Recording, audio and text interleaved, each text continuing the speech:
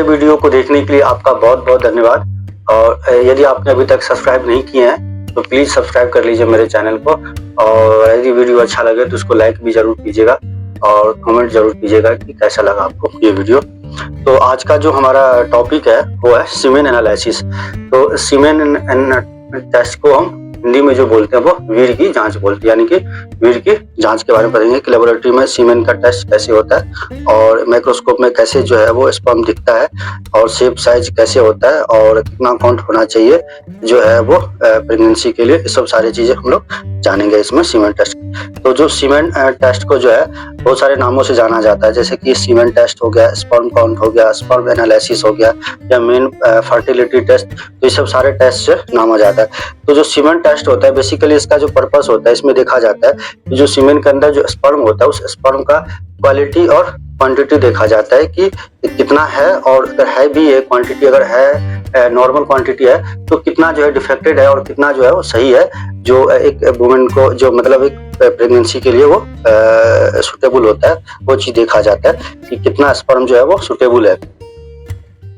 Basically ये test जो है वो मेल को इनफर्टिलिटी टेस्ट के लिए होता है कि, और इसमें जो होता है वो 3 प्रकार का जो मेजर जो होता है स्पर्म का जो होता है वो एक होता है नंबर ऑफ स्पर्म की कितना जो है सीमेन में स्पर्म है, कितना काउंट है स्पर्म का। दूसरा जो है कि स्पर्म अगर है नॉर्मल तो उसका शेप कैसा है, डिफेक्टेड तो नहीं है। और तीसरा जो है वो देखा जाता है कि जो मूवमेंट ऑफ स्पर्म, यानी कि जो स्पर्म की जो मोटिलिटी है वो कितना स्पीड से और कितना जो है वो डेड है और कितना जो है उसका मोटिलिटी है, कितना मूवमेंट कर रहा है। तो इन तीनों का जो इमेज है वो माइक्रोस्कोप में कैसे दिखता है, यानी कि नंबर ऑफ स्पर्म काउंट और शेप कैसा होता है और मोटिलिटी कैसा होता है, वो लेबोरेटरी में कैसे माइक्रोस्कोप में दिखता है। तो वीडियो के अंत में जो है वो मैं इमेज दिखाऊंगा उसको कि लेबोरेटरी में कैसा दिखता है वो। तो सब सारी चीजें इसके लिए आपको अंत तक वीडियो देखना होगा। तो जो सीमेन टेस्ट जो होता है बेसिकली क्यों किया जाता है, तो उसके लिए है कि जो इनफर्टिलिटी टेस्ट के लिए कि अगर कोई कपल या मैन जो है वो करीब 1 साल से जो है वो बेबी एक्सपेक्ट कर रहा है लेकिन उसको बेबी नहीं हो रहा है, तो उसको बोलते हैं कि वो इनफर्टिलिटी है। तो उसको चेक करने के लिए कि क्या रीजन हो सकता है, तो उसके लिए जो है वो किया जाता है सीमेन एनालिसिस, उसके सीमेन में जो है स्पर्म नॉर्मल है या नहीं है, ये सब चेक करने के लिए। और दूसरा जो होता है वो होता है कि अगर कोई नसबंदी कराता है तो उसमें भी चेक किया जाता है कि नसबंदी जो है उसका सही से ठीक से हुआ या नहीं हुआ। क्योंकि नसबंदी में क्या होता है कि जो स्पर्म जो सीमेन निकलता है तो सीमेन में स्पर्म होता है तो उस स्पर्म को जो है नसबंदी में मतलब वो बंद कर दिया जाता है। तो वो चेक करने के लिए कि कहीं सीमेन में जो स्पर्म तो नहीं आ रहा है, तो उसको चेक करने के लिए भी जो सीमेन एनालिसिस टेस्ट किया जाता है। और इसके लिए जो सैंपल रिक्वायरमेंट होता है वो क्या होता है कि इसके पहला और जो बेसिक चीज होती है वो होता है कि आपको जो चाहे सेक्स हो चाहे मास्टरबेशन हो वो 2 से 7 दिन तक नहीं होना चाहिए, यानी कि सैंपल देने से 2 से 7 दिन के बीच तक, उससे पहले जो है कोई मास्टरबेशन या सेक्स नहीं होना, यानी कि किसी प्रकार का जो है सीमेन बाहर नहीं निकलना चाहिए, इजैकुलेशन नहीं होना चाहिए। तो इससे ये होता है कि जो अगर स्टोर रह के रहता है करीब ज्यादा दिन अगर स्टोर होकर रहेगा सीमेन, तो उसमें जो स्पर्म काउंट होता है वो जो आइडियली ज्यादा होता है, तो उसके लिए वो होता है। और आइडियली जो है 3 दिन होता है कि अगर आपको जिस दिन आप सैंपल दे रहे हैं तो सैंपल देने से 3 दिन जो है वो आपको जो कोई सेक्स या मास्टरबेशन नहीं होना चाहिए। पर वैसे अगर 2 से 7 दिन में भी आप करा सकते हैं, उससे पहले अगर आपने कुछ नहीं किया है सेक्स या मास्टरबेशन। लेकिन आपको ऐसा नहीं कि आपने कल सैंपल देना है और आज या 2 दिन पहले आपने इजैकुलेट हो गए सेक्स या मास्टरबेशन किया, तो फिर रिजल्ट नहीं आएगा। जो और इसका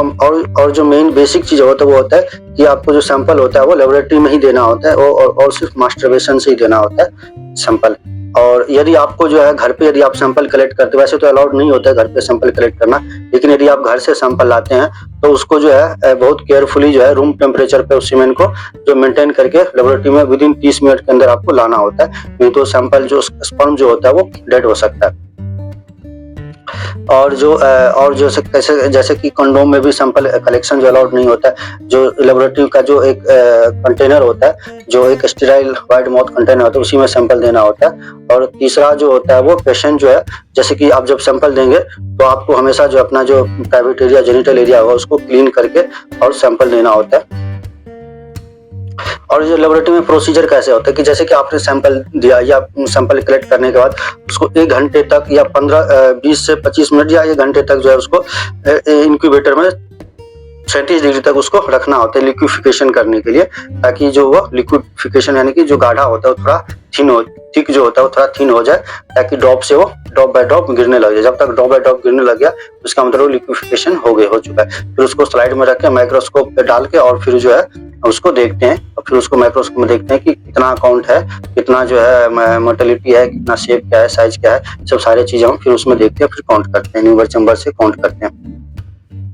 और इसका जो रिपोर्ट में जो देखा जाता है वो बेसिकली 3 प्रकार के सीमेन एनालिसिस होते हैं, मतलब 3 प्रकार से होता है, फिजिकल, केमिकल और माइक्रोस्कोपिक। जो फिजिकल होता है उसमें देखा जाता है कि टाइम ऑफ स्पेसिमेन की सैंपल कब दिया, उसके बाद टाइम ऑफ एग्जामिनेशन की कितने टाइम बाद जो है वो सैंपल उसका प्रोसेस हुआ, उसके बाद, और यदि डेट ऑफ ऑब्सिस्टेंस का मतलब हुआ कि कितने दिन का गैप है, यानी कि सेक्स या मास्टरबेशन या इजैकुलेशन का कितने दिन का गैप है वो इसमें लिखा जाता है। तो आइडियली 3 दिन, अगर 2 दिन का गैप है, 4 दिन का गैप है सैंपल देने से पहले, तो वो इसमें लिखा जाता है। उसके बाद जो है लिक्विफिकेशन, कि कितना देर तक जो लिक्विफिकेशन करने के बाद सैंपल प्रोसेस हुआ, तो आइडियली 20 से 40 मिनट होता है।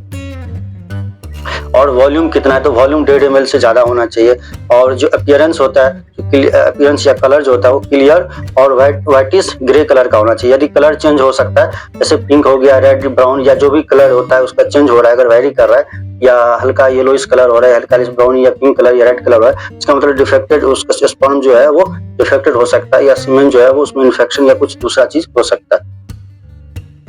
और pH 7.2 से 7.8 हो सकता है। यदि pH चेंज होने पे भी जो है स्पर्म काउंट जो है वो चेंज हो सकता है। उसके बाद जो केमिकल एग्जामिनेशन में होता है वो सीमेन फ्रुक्टोज देखा जाता है कि कितना है, जो पॉजिटिव होना चाहिए। उसके बाद माइक्रोस्कोपिक एग्जामिनेशन में स्पर्म काउंट देखा जाता है कि कितना स्पर्म काउंट है, वो न्यूबर्ट चैम्बर में देखते हैं, तो वो जो 15 मिलियन से ज्यादा होना चाहिए स्पर्म काउंट एक फर्टिलिटी के लिए। और फिर उसके बाद देखा जाता है कि परसेंटेज ऑफ मोर्टेलिटी, यानी कि कितना परसेंट जो है वो मूवमेंट है, सही से मूवमेंट कर रहा है स्पर्म, तो 50% से ज्यादा जो है स्पर्म मूवमेंट होना चाहिए, तभी वो जो है प्रेग्नेंट हो सकती है वुमन उसके स्पर्म से। उसके बाद उसमें भी अगर उसमें भी अगर मान लो देखा जाता है कि 50% मूवमेंट है, तो फिर देखा जाता है कि कितना, मतलब ग्रेड ए का है और ग्रेड बी और ग्रेड सी, यानी कि जो फास्ट प्रोग्रेसिव, यानी कितना परसेंट जो है वो तेजी से मूव कर रहा है, तो वो ग्रेड ए में काउंट होता है, और कितना परसेंट थोड़ा स्लो मूव कर रहा है वो ग्रेड बी में होता है, और कितना परसेंट जो है ग्रेड सी, मतलब कितना परसेंट जो है डेड है या मूवमेंट उसका नहीं हो रहा है, तो ये सब सारा चीज उसमें देखा जाता है। तो बेसिकली 50% से ज्यादा होना चाहिए मोर्टेलिटी। उसके बाद जो वाइटलिटी होती है वो 50% या से ज्यादा होना चाहिए, क्योंकि एग्लूटिनेशन नेगेटिव होना चाहिए। उसके बाद जो पस सेल्स, रेड ब्लड सेल्स और एपिथेलियम सेल्स, ये सब जो है नील होना चाहिए। यदि ये पॉजिटिव है, इसका मतलब उसके स्पर्म में, सीमेन में कुछ ना कुछ इन्फेक्शन है, बैक्टीरियल इन्फेक्शन होता है, तभी ये पॉजिटिव होता है। उसके बाद जो मॉर्फोलॉजी होता है, जैसे कि शेप, तो शेप में जो है करीब जो है जो शेप जो है वो 4% से, यानी कि जो है वो 50% वैसे देखा जाता है कि जो है ये जो है वो होना चाहिए, 50% जो है शेप जो नॉर्मल होना चाहिए। और यदि 50% कम शेप नॉर्मल है तो वो फिर एबनॉर्मलिटी में हो जाता है। फिर उसमें देखा जाता है कि कितना परसेंट जो है नॉर्मल है और कितना परसेंट एबनॉर्मल है, और फिर कितना परसेंट हेड डिफेक्टेड है, कितना परसेंट नेक डिफेक्टेड है, कितना परसेंट टेल डिफेक्टेड है, तो सब सारे काउंट करके इसमें देखा जाता है। अब ये देखिए, ये जो है माइक्रोस्कोप में यदि हम सीमेन को मतलब देखेंगे, स्पर्म को इस टाइप का दिखेगा, तो जो नॉर्मल जो स्पर्म होता है वो एक इमेज है जो नॉर्मल वाला, और एक जो है इसमें लो काउंट है, इसमें दिख रहा है कि लो काउंट है, और इसमें छोटा छोटा दिख रहा है वो स्पर्म है जो मूवमेंट करता रहता है। और दूसरा इमेज है जो डिफेक्टेड स्पर्म है, यानी कि ऊपर वाला जो है जिसमें हेड डिफेक्टेड है, नीचे वाले में टेल डिफेक्टेड है, तो ये सब काउंट नहीं हो सकता। यदि स्पर्म है भी और डिफेक्टेड है तो उससे भी जो है प्रेग्नेंट नहीं हो सकता कोई लेडीज उसके स्पर्म से। जैसे इसमें है कि आपको जो है इसमें जो हेड है वो बड़ा है, इस एक हेड में छोटा है, एक में 2 हेड है और एक में 2 टेल है, तो ये सब जो है डिफेक्टेड है। और नीचे वाले में देखिए कि एक में जो घुमा हुआ है, मतलब कॉइल्ड टेल है, वो भी डिफेक्टेड है, किसी में छोटा हेड टेल है, किसी में जो है ज्यादा पतला हेड है, तो ये सब सारे डिफेक्टेड, किसी में 2 हेड है, तो ये सब अगर है तो फिर जो है वो स्पर्म होने का भी कोई फायदा नहीं होता उसके स्पर्म का। जो तीसरा इमेज है वो है मोर्टेलिटी कैसे देखा जाता है। तो मोर्टेलिटी का grade A, grade B, grade C मैंने बताया था। ग्रेड ए का मतलब होता है कि बिल्कुल सीधे मूवमेंट कर रहा हो, स्पीडली मूवमेंट कर रहा हो, उसको बोलते हैं ग्रेड ए। और यदि हल्का टेढ़ा मेढ़ा मूव कर रहा है तो उसको ग्रेड बी बोलते हैं। और जो बिल्कुल किसी भी डायरेक्शन में, अनकंट्रोल डायरेक्शन में मूव कर रहा है, इसी से उसको ग्रेड सी बोलते हैं। तो वो भी और ये भी सारे मिला करके देखा जाता है कि कितना परसेंट मोर्टेलिटी है और कितना परसेंट जो है है।